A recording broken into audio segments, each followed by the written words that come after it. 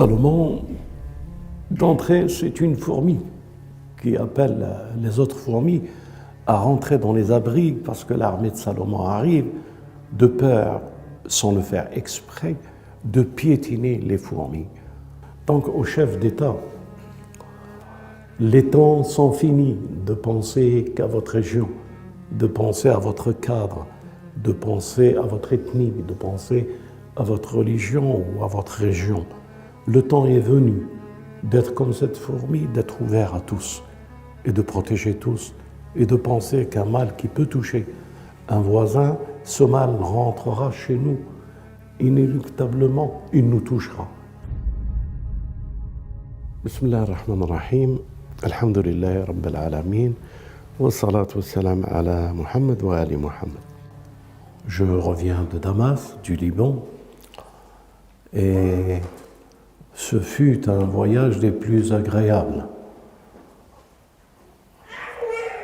dans le sens où un pays en difficulté, en guerre comme il l'est, les épreuves du terrorisme qu'il subit et de l'oppression, ce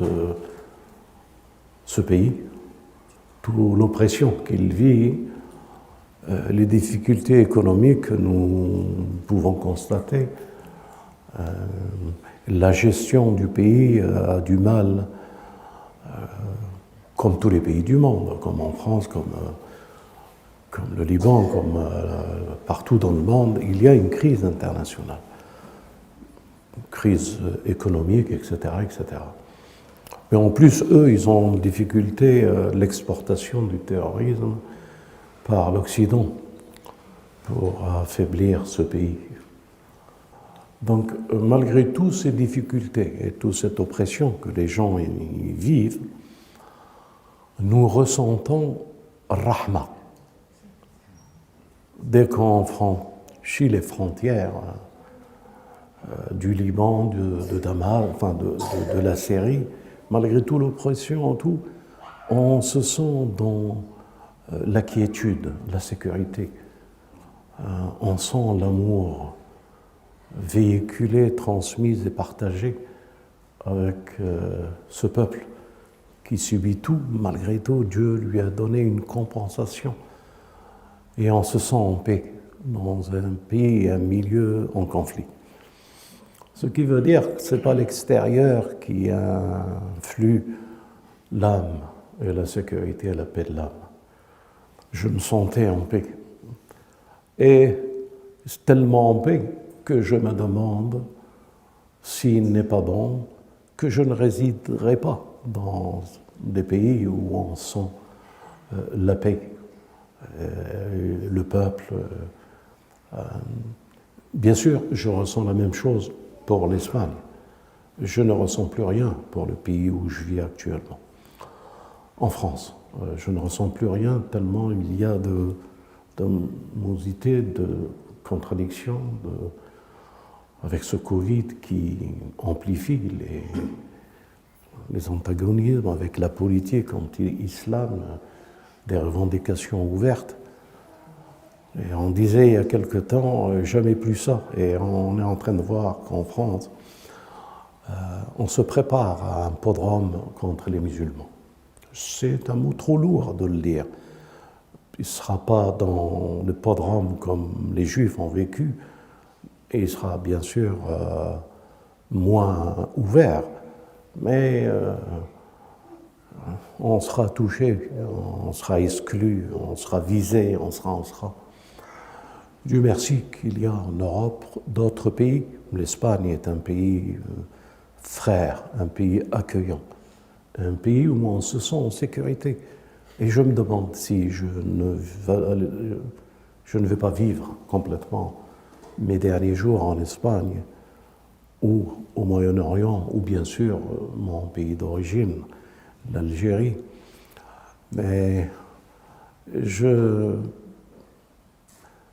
prie pour que notre famille, nous avons une grande famille, que je salue d'ailleurs, que ce soit au Moyen-Orient ou que ce soit au Maghreb, ou que ce soit en Iran, ou en Irak ou au Yémen. On a une grande famille. On a une famille solidaire et que nous partageons tous les espoirs. Et nous nous détournons de toutes les craintes que des stratagèmes d'Iblis et de ses coalites et cet Occident arrogant qui continue. Mais vous verrez, il ne va pas continuer plus loin que ce qu'il est, parce qu'il va recevoir maintenant la contrepartie. Nous sommes dans un monde qui change. Et si nous voulons du bien à la France, eh bien, nous aimerions participer à ce changement, à lui redonner la paix du peuple, la paix des élites, la fraternité, la solidarité. On aimerait bien que là où on est, que nous partageons ce que notre famille partage, et nous prions Dieu pour la sécurité de cette nation et toutes les nations du monde. C'est le vœu et l'espoir de ceux que nous attendons pour qu'ils puissent, le Messie et le Mahdi, régler les difficultés de notre humanité. Le dernier combat que nous allons mener, c'est un combat de communication.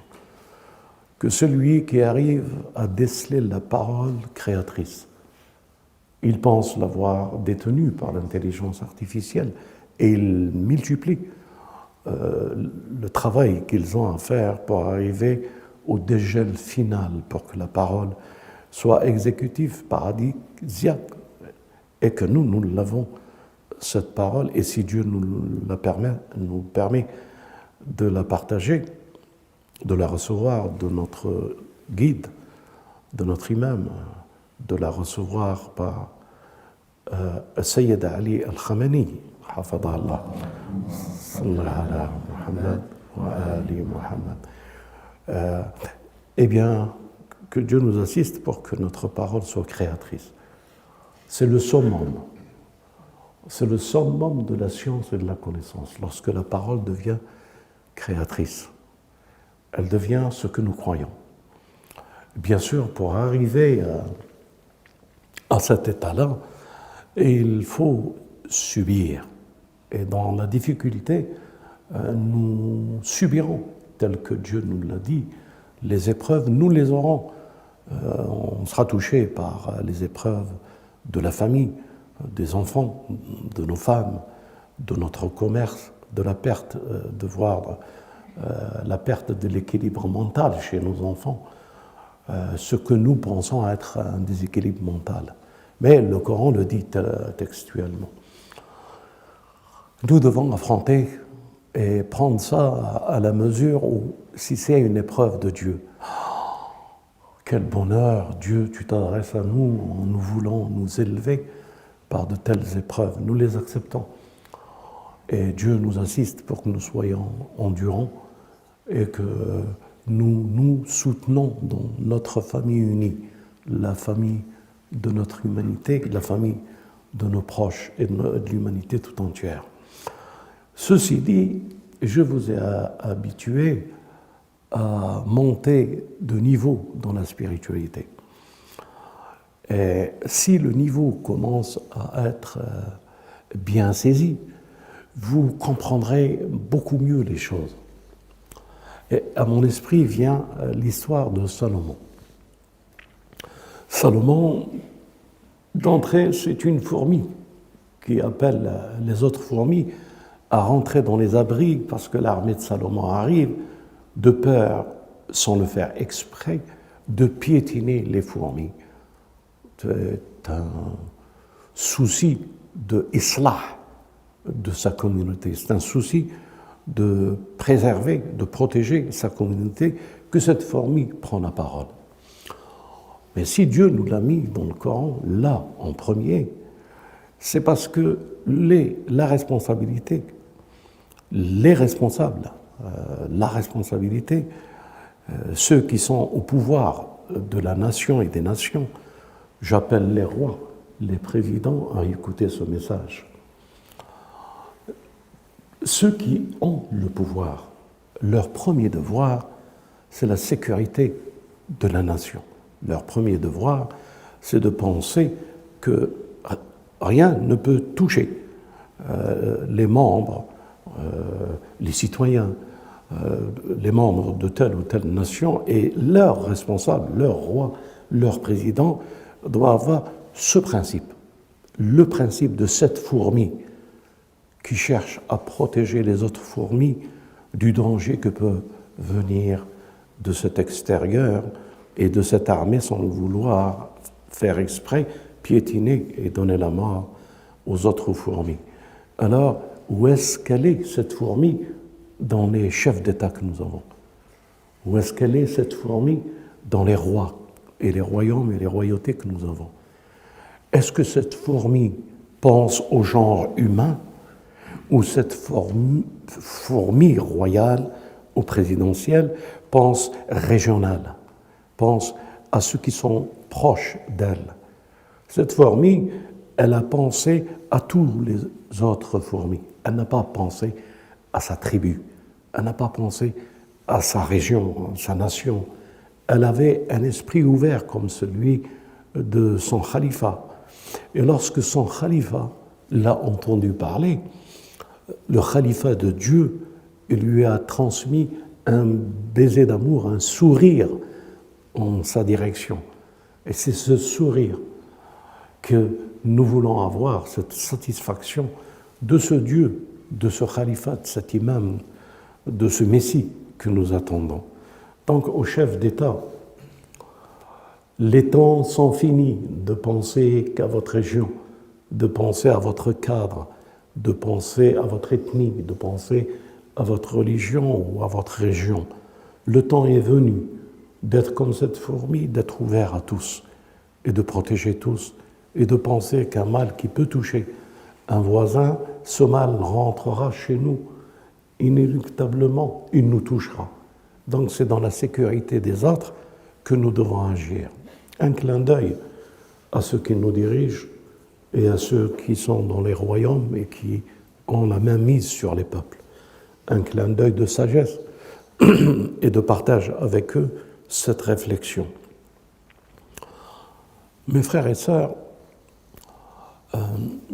nous allons aborder un sujet que nous avons déjà abordé, mais qu'à Damas, je l'ai terminé en disant le 3e degré de l'Irwa, et que je ne l'avais pas fait ni en vidéo, ni en quoi que ce soit, à part notre famille qui est au courant. Mais je vais le résumer rapidement parce qu'il y a quelque chose derrière, caché, qui n'apparaît pas, et que je vais vous bousculer dans cette direction-là pour que vous puissiez prendre conscience de la valeur de ce que peut être un homme. Un homme doit être respecté. Un homme est une créature de Dieu. Un homme aspire à la hauteur. On cherche à le tirer vers le bas. Un homme est un enfant que, ou on le tire vers le bas, ou on le monte vers le haut. Avec la permission de Dieu, essayons d'éviter à nos enfants la bassesse, à nos femmes, à nos enfants, à ceux qui nous entourent et à notre famille et à la grande famille.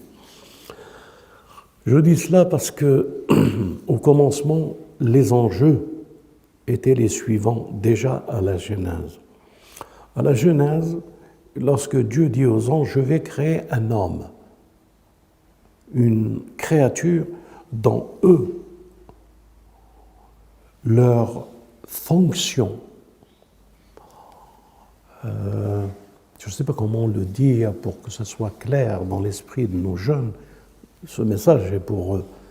Leur nature, leur condition d'être étaient les actions de ce qu'ils pouvaient faire pour être. En étant, ils agissaient et ils faisaient le tasbih. Donc, à la hauteur du tasbih de ce qu'ils sont, ils étaient élevés à la lumière. Et la lumière faisait partie de leur nature. Et dans la nature de la lumière, ils grandissaient et ils adoraient et ils célébraient les louanges. Dans leurs actions, ils ne pouvaient comprendre qu'une créature ne peut être créée que si elle a un modèle d'action, dans le modèle d'action qu'ils sont, et non pas dans un modèle d'action de corrompre la terre, de commettre du désordre, de répandre le crime et le sang. Leur fonction, ce qui donnait leur nature, c'est une action de tasbih et de hamd qui faisait que le modèle qui pouvait être encore créé ne peut pas être autre chose que leur modèle. Et dans la grandeur de leur modèle et de leur tasbih, ils ne pouvaient pas voir une créature avec la lumière et la distance du temps que pouvait parcourir leur lumière de vision. Ils ne pouvaient pas comprendre par rapport à ce que eux ils faisaient. Ils ne pouvaient pas comprendre qu'une autre créature fait autre chose.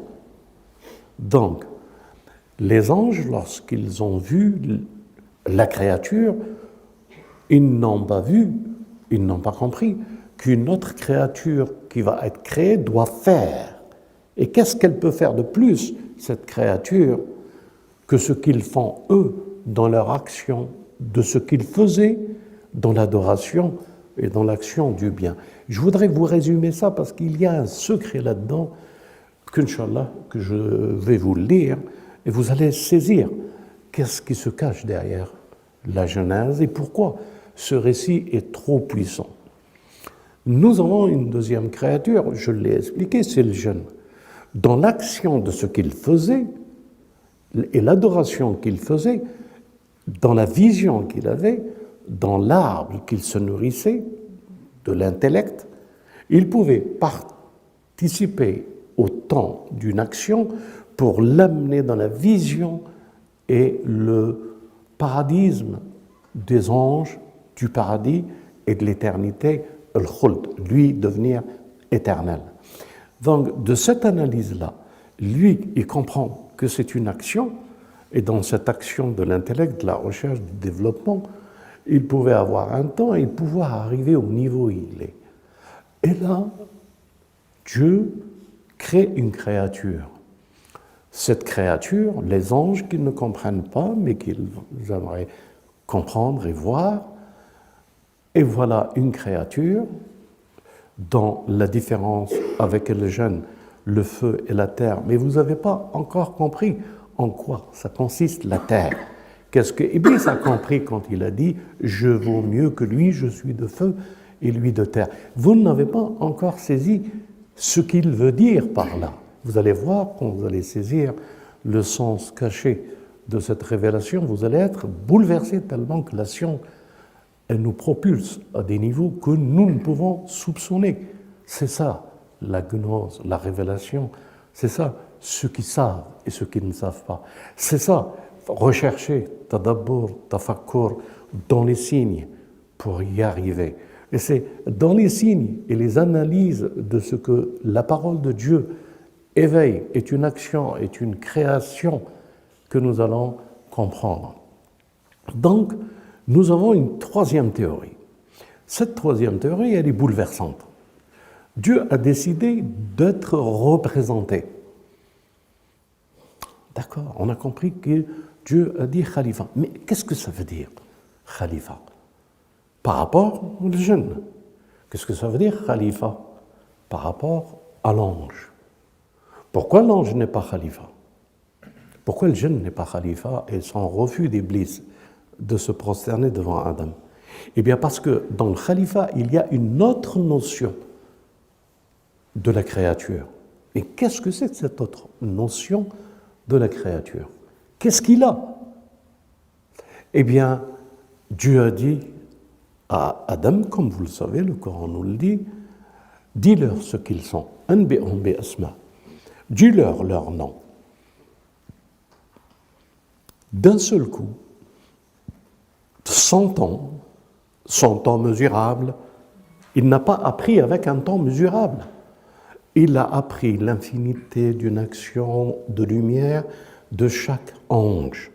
De chaque ange, il lui a appris la parole, le nom de ce qu'il était et de ce qu'il faisait. Les anges voulaient savoir qu'est-ce que c'est que cette créature qui commettra dans les actions du désordre. L'homme est en train de dire aux anges quelles sont les actions de lumière des noms qu'il représente et dans ce qu'il faisait. Le jeune, il est là, en train de voir et d'écouter. Le jeune, lorsque Dieu a dit aux anges, prosternez-vous devant l'homme, tous se sont prosternés. Pourquoi? Parce qu'ils ont compris, comme vous le savez déjà, la notion qui les dépassait, l'amour d'une créature. C'est dans l'amour d'une créature qu'il pouvait, cette créature, le représenter. Le troisième niveau, Fabima Arwaitani, Iblis, ne connaît pas l'amour. Il ne connaît que les choses par utilité, les choses qu'on peut prendre pour nous servir, les choses qui peuvent nous élever, nous, qui peuvent nous donner, nous, qui peut nous faire avoir un désir et que ce désir est réalisé, nous, le désir de nous, la réalité de nous, le monde de nous. Iblis le connaissait et il est arrivé, le monde de nous, au monde des anges. Nous, devenir anges. Nous. Là, il y a quelque chose de bizarre. Et c'est là la notion que vous ne connaissez pas, que je voudrais développer un tout petit peu avec vous, et qui restera encore, Inch'Allah, à l'approfondir et à s'agrandir avec. C'est que Iblis, il connaît le mouvement. Attendez. Les anges connaissent le mouvement de l'action du tasbih. De ce mouvement, de cette émotion lumineuse du mouvement, c'était leur façon d'obéir à Dieu et d'être les noms au service de Dieu, et ils agissaient dans la création, et ils étaient les supports de la création, et c'est par l'action du mouvement, de la distance, ils pouvaient se développer. Le jeune, c'est exactement pareil. Il voulait aller à la proximité du mouvement et de l'action des anges, et tout son mouvement et ses actions, c'était en direction d'un mouvement d'adoration pour arriver à une distance appropriée à un sommet où il pensait ne pas avoir d'autre que le paradis et les anges. Donc, de ce sommet illusoire qui lui paraissait être réel, il est tombé dans un Fabima Arwaitani par une séduction et il a vu que ça. Et là, nous avons une créature. Cette créature, qu'est-ce qu'elle a de particulier? Elle a la particularité, c'est d'être khalifa. Dieu a créé l'homme khalifa, et alors, ça veut dire quoi khalifa? Le khalifa n'a pas besoin de distance. Le khalifa n'a pas besoin de s'émouvoir pour apprendre. Il n'a pas besoin de haraka, de mouvement. Ce n'est pas la haraka des anges pour adorer. Ce n'est pas la haraka d'Iblis pour arriver. Nous avons un homme qui n'a pas besoin de mouvement, de champ, de vision, d'un mouvement, et que ce n'est pas lui qui doit y aller là-bas du mouvement. Cet homme, c'est le khalifa de Dieu. Khalifa de Dieu, Dieu ne bouge pas. Dieu ordonne. Dieu décrète. Cet homme, c'est son représentant. Cet homme n'a pas besoin de mouvement pour avoir tout. Il suffit qu'il dise. Il suffit qu'il ordonne. Iblis, quand il a entendu ça, il dit « Je vaux mieux que lui. Comment ça se fait que tu lui donnes ça? Moi, je suis mouvement. Et lui, il est terre, inerte. Il ne bouge pas. Pourquoi la terre est supérieure ?» Vous avez saisi? Le débat est entre al-haraka ou sukun, entre le mouvement et la stabilité. Le khalifa est stable. Les autres créatures sont dans le mouvement. Et nous avons le temps qu'Iblis a nous obliger à suivre dans son temps pour être dans un mouvement et ne pas avoir la foi de la parole sans aucun mouvement pour réaliser les choses. Et là, c'est complètement une autre notion de la vision. C'est la notion où Dieu nous le donne dans Salomon. Qui me ramènera ce trône? D'où? D'un royaume où il y a une reine, qu'elle avait tout ce qu'elle avait dans les possibilités d'une civilisation de la plus parfaite pour ses citoyens. Elle vivait dans les meilleures conditions et elle a compris, quand elle a reçu cette lettre, Bismillah ar-Rahman ar-Rahim, que Zalamat Nafsi, que ses actions, elles sont, c'est quelqu'un, son mouvement.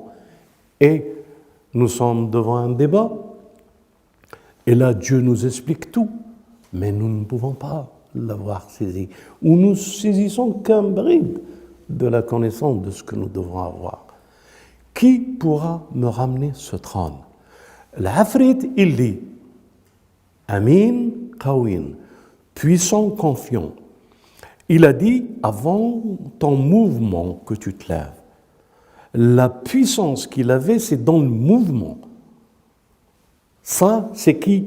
C'est l'Afrit. C'est dans la puissance du mouvement que je peux te la ramener. Parce qu'il est une créature qui ne peut pas avoir une autre puissance, Amin, que par le mouvement, que par distance, que par séparation, parce qu'il faut qu'il va et il vient. Il faut que, et là, il nous le dit, avant que tu te lèves de ton trône, je te la ramène. Ça veut dire qu'il a la science du mouvement, de la séparation et du mouvement. Et un autre prend la parole. Je peux te la amener si tu me l'ordonnes avant qu'il y ait mouvement. Elle est présente. Et qu'est-ce qu'il a, cette personne? Il a la science du livre. Voilà, c'est pourquoi nous étudions et nous faisons le tadabbur dans le livre. Voilà, c'est pourquoi la science, tout y est dans le livre, rien n'a été omis, et tout est dans l'inertie, on dit inertie, plutôt que dans l'action, dans le mouvement. L'inertie a la puissance de la science, et c'est ça le khalifa. Le khalifa, il est là, seulement il est là que pour ordonner au mouvement d'exécuter. Il commence par les génies, les enchaîner, il continue avec les vents du mouvement, il continue avec les oiseaux du... Nous sommes les khalifas de Dieu, nous devons avoir l'ordonnance pour tous les mouvements en étant inertes, sans mouvement. Et c'est ça la science que nous devons apprendre à prier Dieu si nous sommes et que nous marchons sur la trace du maître du temps qui arrête le temps, que le temps n'a pas de mouvement, que le Messie, que la vie, la mort ne l'atteint pas, parce que la mort est un mouvement qui se termine, tandis que la vie est une inertie qui est perpétuelle, éternelle. Et c'est ça, tous les enjeux, et qu'aujourd'hui, si nous sommes et nous subissons, c'est parce que nous avons saisi le sens de ce que les clubs secrets ou les, je ne sais plus comment ils s'appellent, les puissants essayent de garder entre eux et de ne pas laisser le peuple prendre conscience. Nous sommes la révélation de ceux qui marchent derrière le messager, le Messie, les Ahl al-Bayt, et nous marchons avec eux que pour rendre la vie qui n'a pas besoin de mouvement. Que la paix de Dieu soit avec vous et Inch'Allah, si Dieu le veut, à très bientôt.